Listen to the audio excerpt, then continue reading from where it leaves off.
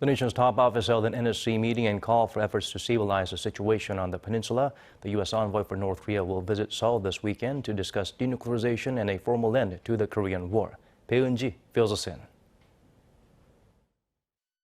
South Korea's National Security Council reaffirmed the importance of stabilizing the situation on the Korean Peninsula and said that there shouldn't be any actions to heighten tensions in the region.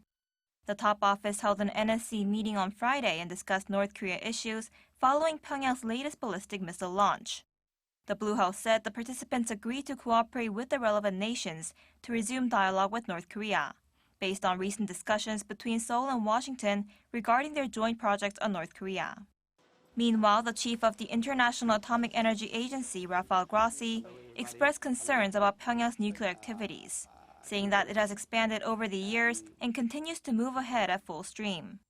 In a webinar hosted by the U.S.-based Stimson Center think tank on Thursday local time, he said compared to the situation to 2009, the North nuclear program increased its activity and grew geographically. He also noted that Pyongyang could be working on every possible and imaginable area at its disposal.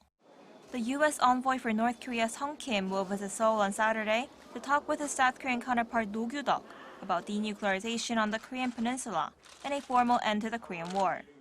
Kim's trip to Seoul was initially scheduled to begin on Friday, but was delayed, according to a source who did not elaborate on the reason.